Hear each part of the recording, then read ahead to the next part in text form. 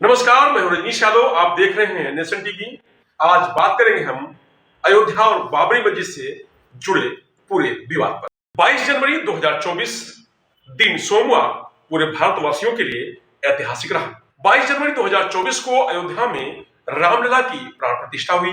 ऐसे में हर कोई जानना चाहता है कि आखिर अयोध्या में राम मंदिर बनाने में कितना संघर्ष किया गया है, कितने लोग बलिदान हुए। आज हम उस इतिहास को आप लोगों तक पहुंचाने का प्रयास करेंगे जो इतिहास के पन्नों में दर्ज है। हम जानने की कोशिश करेंगे कि 1528 से 2024 तक की क्या कहानी रही। जब अयोध्या में रामलला की प्राण प्रतिष्ठा की जा रही थी, उस वक्त पूरे देश में दीप जलाकर दिवाली मनाई गई और पूरा देश राममय हो गया। आइए जानते हैं अयोध्या बाबरी मस्जिद से सनातन धर्म के राम मंदिर की पूरी कहानी। अयोध्या नगरी कितनी पुरानी है, क्या आपको इसका अंदाजा है?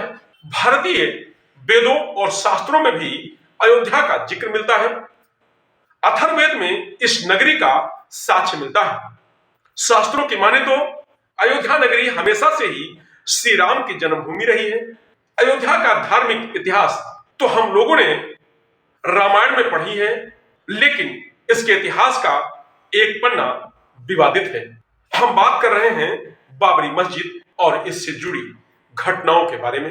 इस वक्त पूरा भारत श्री राम की मूर्ति की प्राण प्रतिष्ठा को लेकर खुशियों में सराबोर है।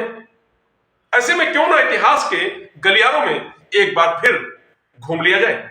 आज हम उन तारीखों की बात करते हैं जो मौजूदा समय में राम मंदिर का स्वरूप निर्धारित करने में मदद की है। अधिकतर लोगों को लगता है कि यह विवाद 70 सालों से चला आ रहा है, लेकिन इसकी नींव असल में 16वीं सदी में ही रखी गई थी। हालांकि उससे पहले भी अयोध्या नगरी में मंदिर और मस्जिद के विवाद रहे हैं, लेकिन आधुनिक इतिहास को हम साल 1528 से ही देख सकते हैं। साल 1528 से 29 के बीच बनाई गई थी बाबरी मस्जिद। अयोध्या का विवाद बाबरी मस्जिद से घिरा हुआ है।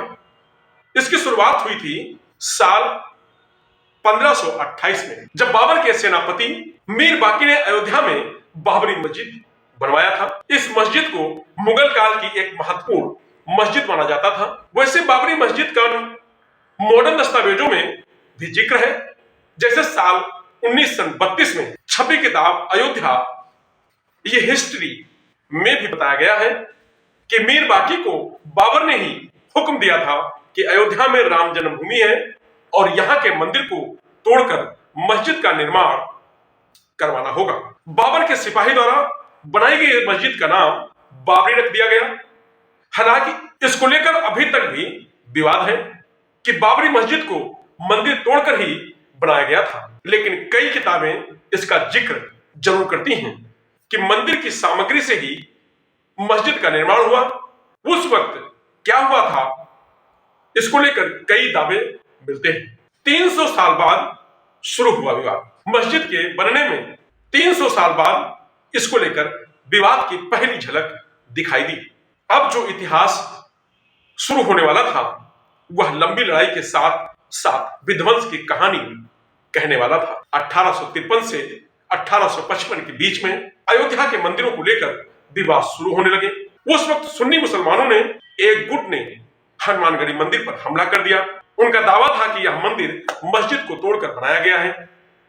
हालांकि इसका कोई साक्ष्य नहीं मिला।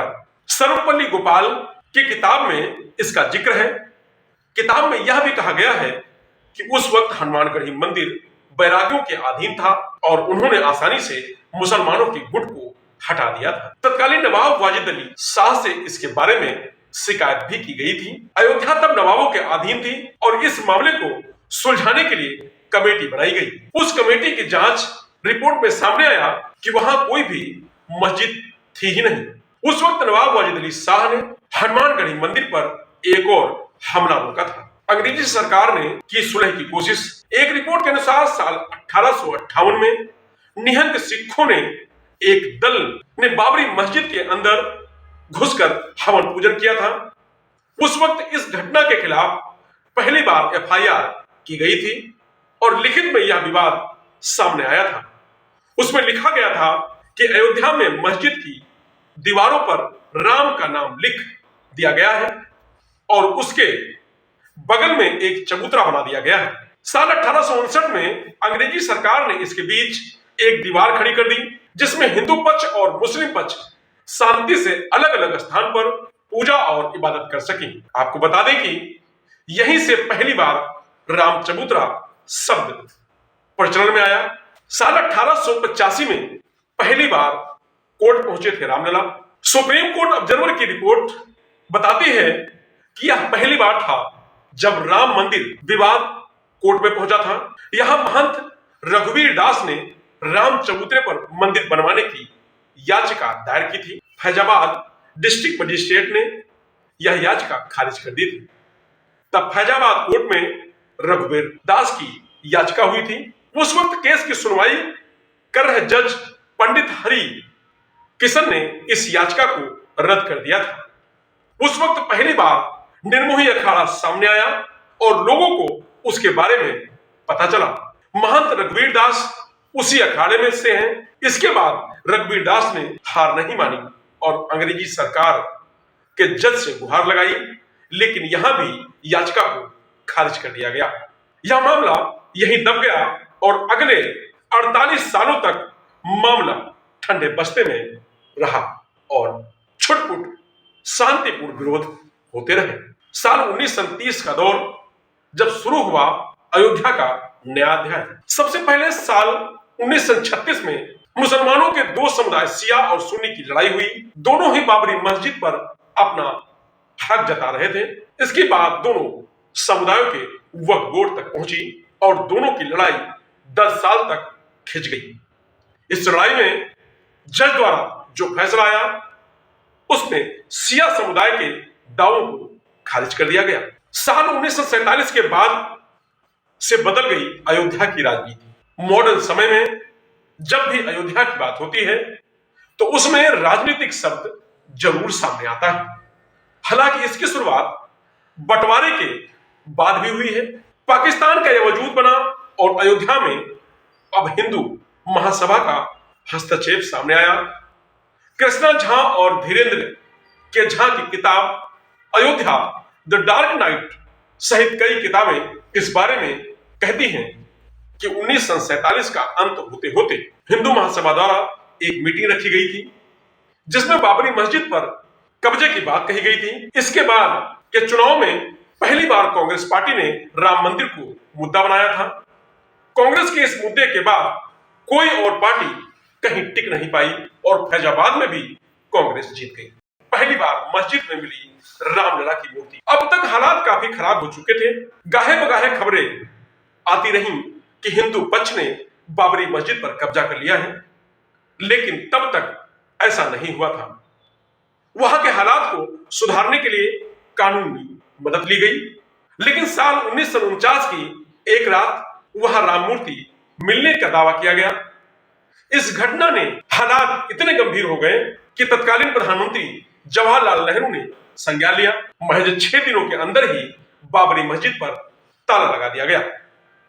उस वक्त हिंदू पक्ष ने दावा किया कि रामलला की मूर्ति अपने आप वहां प्रकट हुई है, लेकिन इस दावे को खारिज कर दिया गया।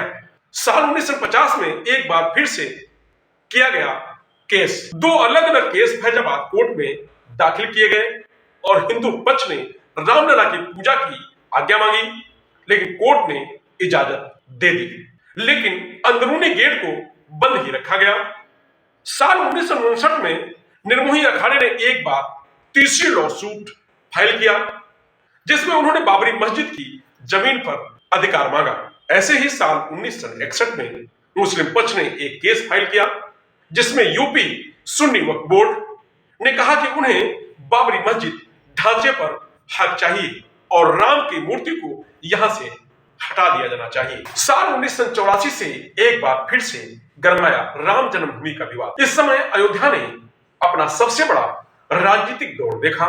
यह वक्त था जब राम मंदिर आंदोलन की शुरुआत हुई थी। इसी समय बीजेपी के वरिष्ठ नेता लाल कृष्ण आडवाणी किस आंदोलन का नेतृत्व करने के लिए चुना गया था।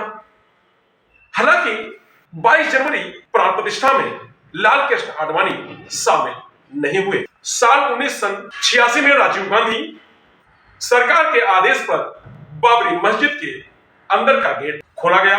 दरअसल उस वक्त लॉयर यूसी पांडे ने फैजाबाद सेशन कोर्ट में याचिका दायर की थी कि फैजाबाद सिटी एडमिनिस्ट्रेशन ने इसका गेट बंद करने का फैसला सुनाया था, इसलिए इसे खोला जाना चाहिए। तब हिंदू पक्ष को यहां पूजा और दर्शन की अनुमति भी दे दी गई थी और बाबरी मस्जिद एक्शन कमेटी ने इसके खिलाफ प्रोटेस्ट भी किया।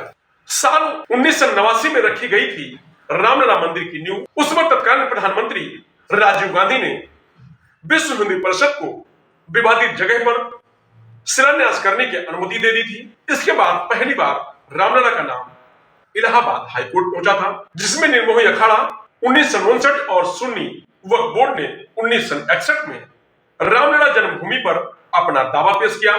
साल 1990 में लाल कृष्ण आडवाणी ने गुजरात के सोमनाथ मंदिर से लेकर अयोध्या तक रथ यात्रा की शुरुआत की। यह बहुत ही विवादित दौर था। 2 नवंबर को फिर चली गोली।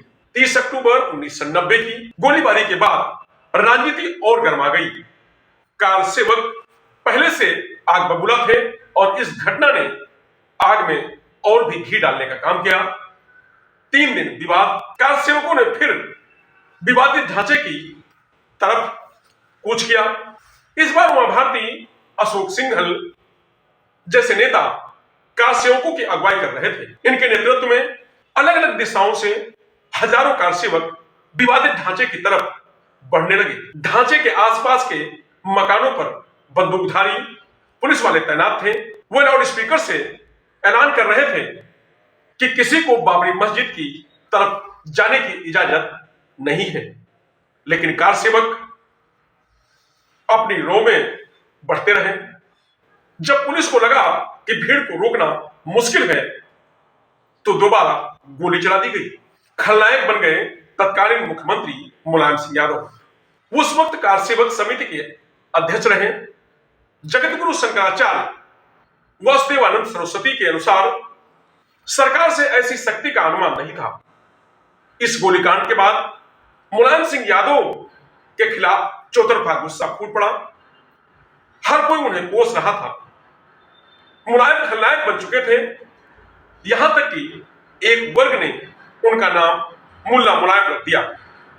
1990 के गोलीकांड के बाद उत्तर प्रदेश में विधानसभा चुनाव हुए और मुलायम सिंह को बुरी तरह मुंह की खानी पड़ी। साल 1992 में गिराई गई बाबरी मस्जिद। 6 दिसंबर 1992 का वो दिन जब बाबरी मस्जिद को गिराया गया था। भारत के इतिहास में यह भी दिन दर्ज है। कार सेवकों ने यहां एक अस्थायी मंदिर की स्थापना भी कर दी थी। मस्जिद गिराने के 10 दिन बाद प्रधानमंत्री ने रिटायर्ड हाईकोर्ट जस्टिस एम.एस. लिम्बरहन को लेकर एक कमेटी बनाई, जिसमें मस्जिद को गिराने और सांप्रदायिक दंगों को लेकर एक रिपोर्ट बनी थी। जनवरी 1993 आते आते अयोध्या की जमीन को नरसिम्हा राव की सरकार ने अपने अधीन ले लिया और 67.7 एकड़ जमीन को केंद्र सरकार की जमीन घोषित कर दिया। साल 1994 में इस्माइल फारूकी जजमेंट आया, जिसमें सुप्रीम कोर्ट ने 2-3 के बहुमत से अयोध्या में कुछ क्षेत्रों के अधिग्रहण अधिनियम की संवैधानिकता को बरकरार रखा। इस जजमेंट में यह भी कहा गया कि कोई भी धार्मिक जगह सरकारी हो सकती है। 2002 में बढ़ने लगी श्री राम मंदिर की मांग। अप्रैल 2002 में अयोध्या टाइटल डिस्प्यूट शुरू हुआ और इलाहाबाद हाईकोर्ट की लखनऊ बेंच में हेयरिंग शुरू हुई। अगस्त 2003 में एएसआई ने मस्जिद वाली जगह पर खुदाई शुरू करी और यह दावा किया कि इसके नीचे 10वीं सदी के मंदिर के साक्ष्य मिले हैं। साल 2009 में अपने गठन के 17 सालों बाद लिम्बरहन कमीशन ने रिपोर्ट सबमिट की। हालांकि इस रिपोर्ट में क्या था वह सामने नहीं आया। 30 दिसंबर 2010 अयोध्या मामले का ऐतिहासिक फैसला। अब तक अयोध्या की जमीन को हर पक्ष अपने लिए मांग रहा था, लेकिन इलाहाबाद हाईकोर्ट ने इस जमीन को 3 हिस्सों में बांट दिया। इसके तहत 1/3 हिस्सा निर्मोही अखाड़ा, 1/3 हिस्सा सुन्नी वक्फ बोर्ड और 1/3 हिस्सा रामलला विराजमान को दिया गया। इस फैसले ने पूरे देश में विवादों को जन्म दिया। इसके खिलाफ एक बार फिर से याचिका दायर हुई और साल 2011 में सुप्रीम कोर्ट ने इलाहाबाद हाई कोर्ट की रूलिंग को रोक दिया। सुप्रीम कोर्ट ने इस हेयरिंग को लेकर कहा कि इलाहाबाद हाई कोर्ट का जजमेंट अजीब और गरीब है, क्योंकि तीनों में से किसी भी पार्टी ने इसके लिए गुहार नहीं लगाई थी। साल 2017 आते आते चीफ जस्टिस खेहर ने तीनों पार्टियों को आउट ऑफ कोर्ट सेटलमेंट के बारे में कहा। इस पर एक बार फिर से बहस शुरू हुई। साल 2018 में सुप्रीम कोर्ट ने अपना फैसला दिया, हालांकि उसे जग जाहिर नहीं किया गया। उस वक्त सुप्रीम कोर्ट ने बड़ी बेंच के तहत उसके फैसले की जांच को मना कर दिया था। साल 2019 में आखिरकार आया ऐतिहासिक फैसला। चीफ जस्टिस गोगोई ने साल 2019 में 5 जजों की बेंच बनाई और पुराने 2018 वाले फैसले को खारिज कर दिया। 8 मार्च 2019 को 2 दिन सुनवाई हुई। उसके बाद जमीन विवाद को आपसी सहमति से सुलझाने की बात एक बार फिर से कही गई। नवंबर 2019 आते आते सुप्रीम कोर्ट ने हिंदू पक्ष के हित में फैसला सुनाया और राम मंदिर को एक ट्रस्ट के जरिए बनवाने का आदेश दिया। इसके साथ ही सुन्नी वक्फ बोर्ड को 5 एकड़ जमीन दी गई, जहां अयोध्या में मस्जिद बनाया जाना था। दिसंबर तक इस मुद्दे पर कई पिटीशन फाइल की गई और सुप्रीम कोर्ट ने इस मुद्दे को खारिज कर दिया। फरवरी 2020 को श्री राम जन्मभूमि तीर्थ क्षेत्र ट्रस्ट का स्थापना हुई। लोकसभा में प्रधानमंत्री नरेंद्र मोदी ने इसकी घोषणा की। सुन्नी वक्फ बोर्ड ने 5 एकड़ जमीन को स्वीकार किया और अगस्त 2020 में प्रधानमंत्री नरेंद्र मोदी ने राम मंदिर का शिलान्यास किया। अब 22 जनवरी 2024 को प्रधानमंत्री नरेंद्र मोदी द्वारा ही रामलला की मूर्ति का प्राण प्रतिष्ठा किया गया है। इसके साथ ही सनातन धर्म के लोगों का 500 वर्षों का इंतजार खत्म हुआ और पूरे देश भर में दीप जलाकर खुशियां मनाई गई। अयोध्या से जुड़ी शुरू से लेके अंत तक की पूरी कहानी। फिर मिलते हैं अगले एपिसोड के साथ नेशन टीवी।